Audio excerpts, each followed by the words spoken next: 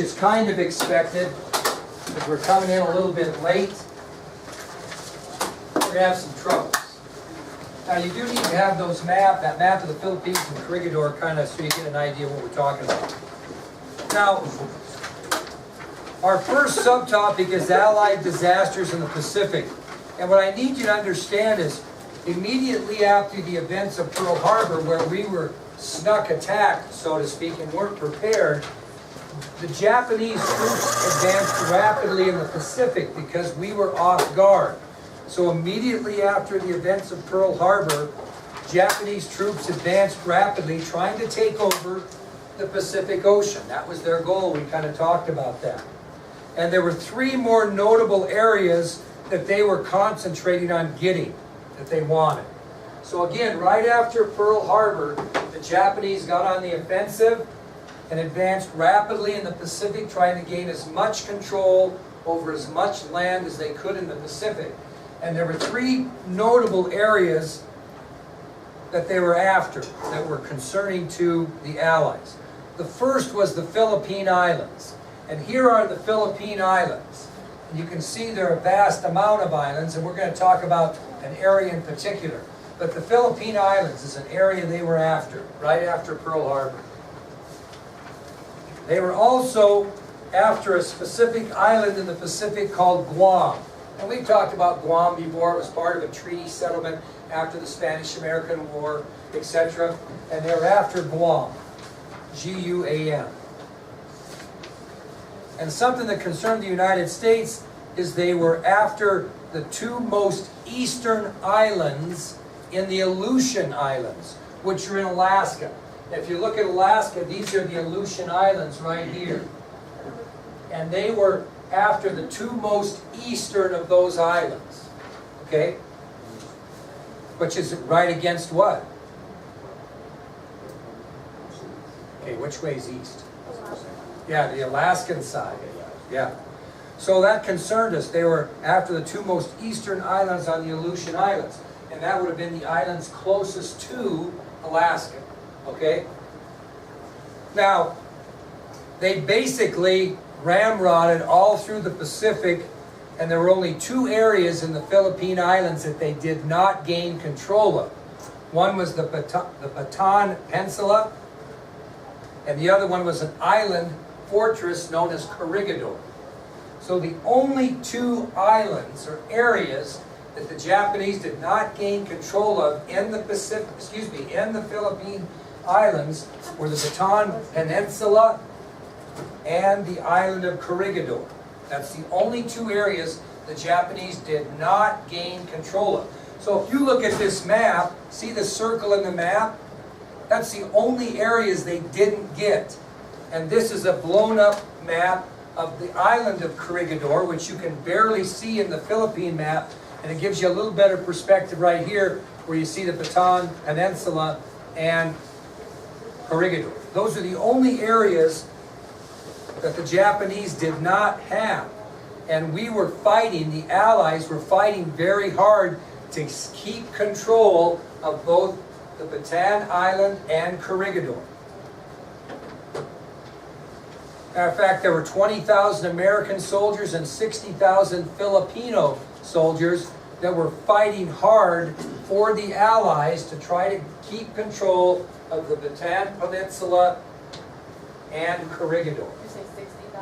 60,000 Filipino soldiers and 20,000 American soldiers. So 80,000 soldiers were trying like crazy to hold on to this small little area in the circle in the Philippines, in the Pacific. So we weren't doing very well.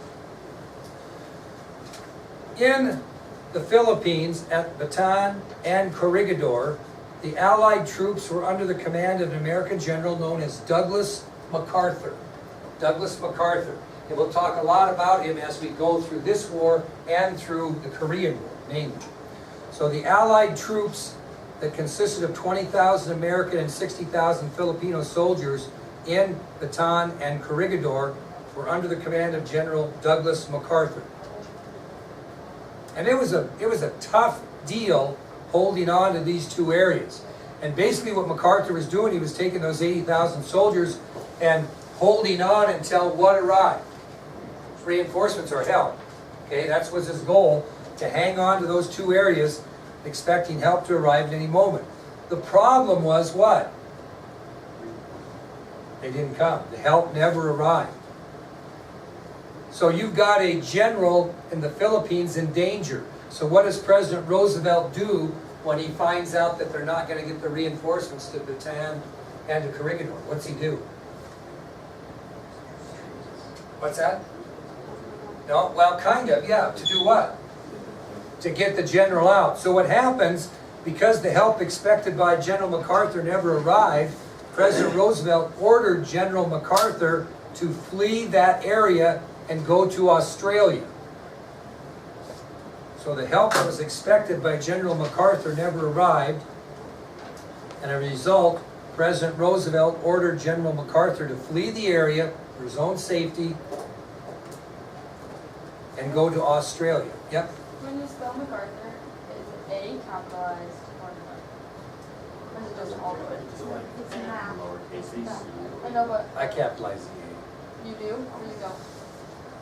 Okay, because it's hard to tell because of A. On the ID sheet. Yeah. Yes, I'm sorry. It's capital M, small a, small c, capital A, and then, Oh, okay. yeah. Okay. I see what you mean. Now, before abandoning the Philippines, which would include abandoning their citizens, along with both his American and Filipino troops, MacArthur vowed, "I shall return." As MacArthur said to the people of the Philippines, "I shall return." Didn't really want to go, but knew that he needed to. Now, did that mean he wanted those areas, the Bataan Peninsula and Corregidor, surrendered to Japan? No. And so what he did is he ordered Major General Jonathan Wainwright to defend especially the Bataan Peninsula.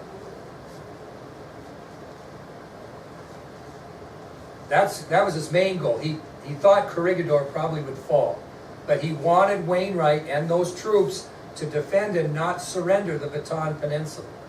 That was what he ordered him to do. When you're given an order by a general of the magnitude of General MacArthur, you do your best to follow that order. And Wainwright and his men fought gallantly to hold Bataan. And they earned the nickname because they fought so hard, the Battling Bastards of Bataan. That's what those troops were called, the Battling Bastards of Bataan. They fought like crazy to hold on to that island. Wainwright had great pride that General MacArthur had given him that order and he was going to complete the task. So General Wainwright and his men that fought gallantly to hold Bataan earned the nickname the Battling Bastards of Bataan.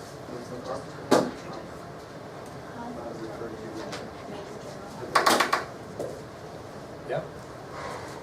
Now, unfortunately for General Wainwright, he and his forces could not overcome the overwhelming odds. And on May 6th, 1942, Wainwright was forced to surrender both Bataan and the island of Corregidor to the Japanese. So again, finally against overwhelming odds, the Battling Bastards of Bataan could hold on no longer, and they were forced to surrender Bataan and the island of Corregidor on May 6, 1942. So, what do the Allies lose? They lose both Bataan and Corregidor, and about 75,000 American and Filipino soldiers were taken prisoner. Okay? And you can't believe the treatment they received. They were treated very cruelly. They were starved. They were marched on what was called the Bataan Death March. Matter of fact, if you get into the Billings Gazette today, you'll see an article on a funeral of a guy by the name of Ben Steele, who was one of the last surviving men that survived the Bataan Death March. He just died. They're having a big funeral for him in Billings today. His name is Ben Steele, one of the last survivors still in this country from that. Well, it was a horrible, cruel treatment, starved to death. I've got a picture of General Wainwright that I gave you on your handouts, and you can see how skinny that poor guy is, because what you have there, moving ahead, is a picture of Douglas MacArthur signing the peace treaty, ending the war with Japan in the Pacific on the deck of the USS Missouri.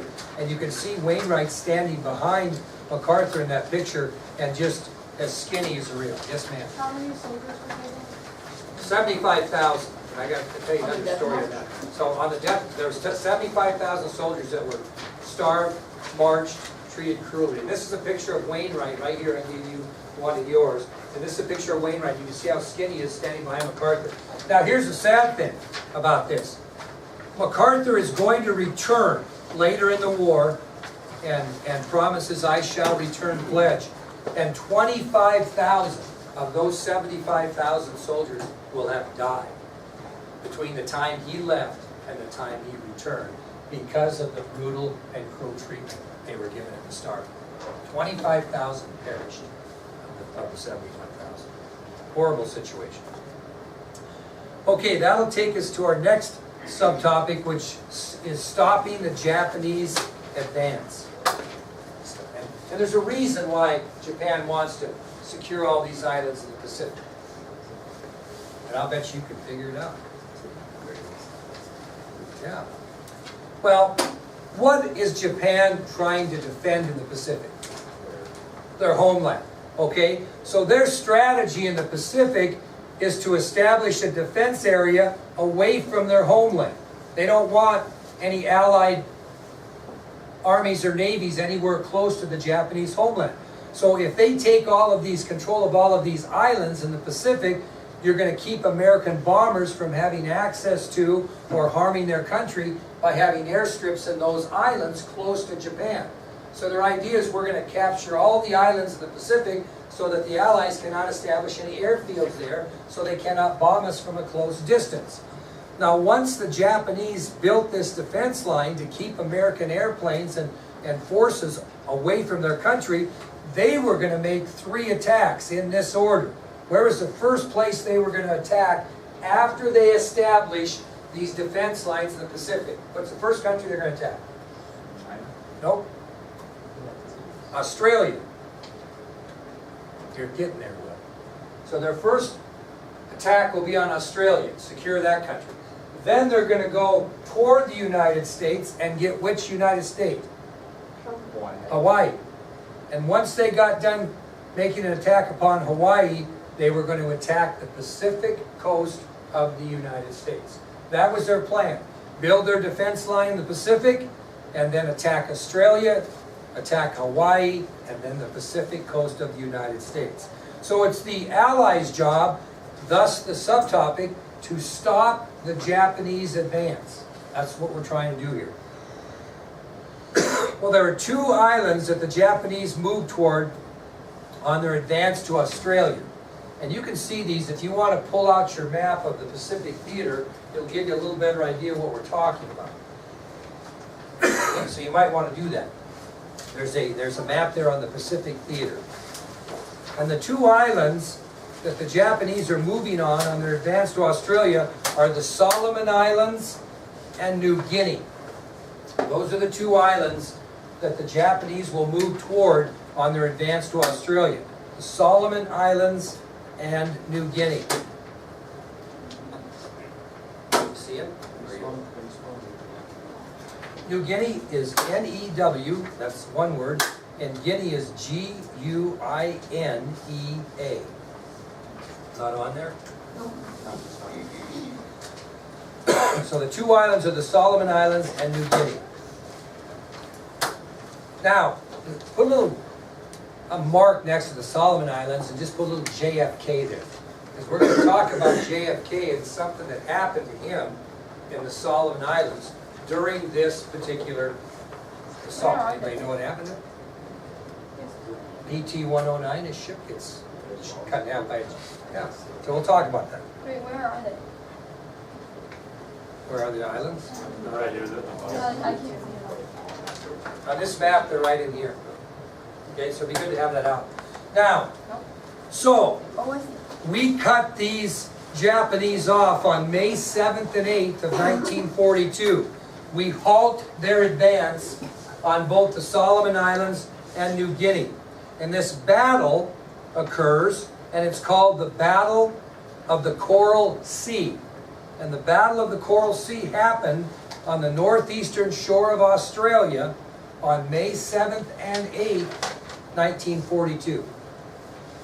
So our stopping the Japanese advance on the Solomon Islands and New Guinea toward Australia will occur on May 7th and 8th of 1942. Excuse me, the battle will be called the Battle of the Coral Sea, and it will take place off the northeastern shore of Australia. Now this was an interesting battle because were there any ground troops fighting here? It was all aircraft from carriers on both sides that were in the area. So this entire Battle of the Coral Sea was an air battle, and it was fought by planes, both Japanese planes and Allied planes that were coming off aircraft carriers from both sides that were stationed in the Pacific. Now these aircraft carriers, you might think, oh, that's kind of risky. They were so far away from each other, they couldn't see each other. So they were a long ways apart, and the planes were coming off of those aircraft carriers and doing battle at the Battle of the Coral Sea. Now, both sides, both the Japanese and the Allies, claimed victory in the Battle of the Coral Sea. Both claimed victory. Which tells you what? It was kind of a stalemate, right? But why would the United States claim victory? Well, how could they say we are victorious? We stopped their advance. Very good. So the United States and Allies believed they were victorious because they had stopped Japan's advance to Australia.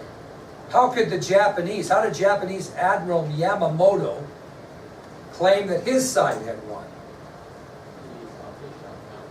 That's exactly right. He claimed victory. Very good, Jason. He claimed they won because there were more Allied or American planes shot down than there were Japanese. So both sides claimed victory in the battle. The United States and the Allies believed they're victorious because they had stopped Japan's advance to Australia. And Japanese Admiral Yamamoto claims that his side won because Japan lost less airplanes in the battle. Okay? Any questions on stopping Japanese advance? Okay, that'll take us to another important battle in the Pacific called the Battle of Midway. Battle of Midway.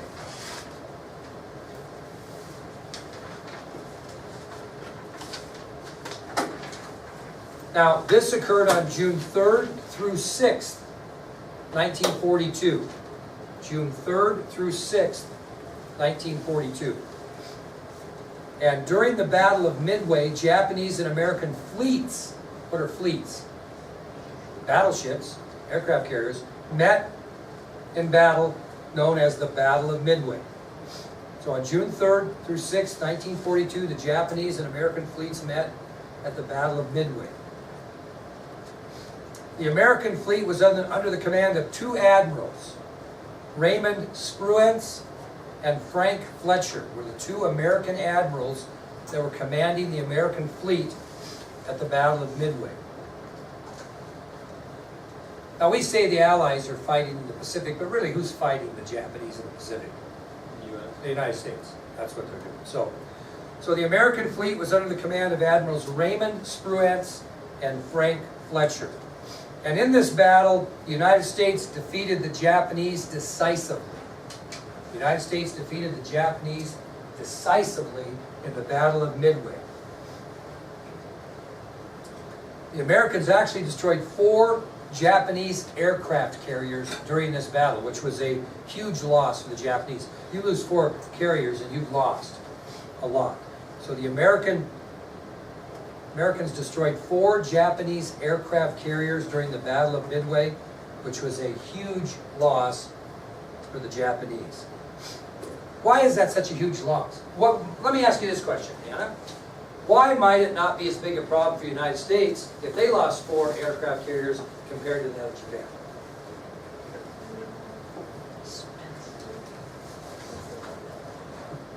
We just talked about it. Yeah, that's exactly right. We can reproduce 4 aircraft carriers way faster than they can. We got our stuff together back in the United States on the home front, making these things. And so it was a huge loss for them because the Japanese were not able to replace their destroyed ships as fast as the United States could. Now, this is a key part about the Battle of Midway. The Japanese have been on the what this whole time? Offensive. Well, after the Battle of Midway, what are the Japanese going to be? on the defensive, okay? So they're gonna be on the defensive. So this is the first time after the Battle of Midway that the Allies will start on the offensive in the Pacific theater of the war. So the Japanese have been making all the contacts. Now after the Battle of Midway, in which we destroyed 4 Japanese aircraft carriers, the Allies or United States will be on the offensive in the Pacific. Okay, that'll move us to our next subtopic, and we'll go back to the war in Europe. Back to the war in Europe. We're looking at the clock.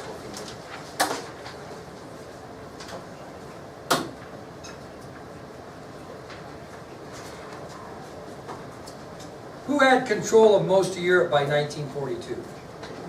Also known as the Nazis. Okay? So Europe was under German Nazi control by 1942. And Roosevelt felt because we had the Japanese on the defensive in the Pacific that we needed to pursue his #1 objective, which was to defeat Germany in Europe. So we've got things going our way in the Pacific, and President Roosevelt pushes the American armed forces to defeat Germany in Europe. And by 1942, the German Nazis had control of most of Europe. We were kind of behind the 8 ball.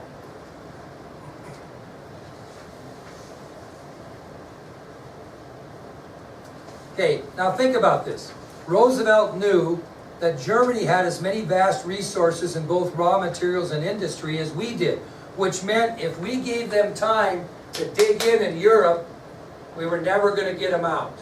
Okay? So, if you were President Roosevelt, you're going to want to stop Hitler from increasing his territory that his army already controlled. How are you going to do that?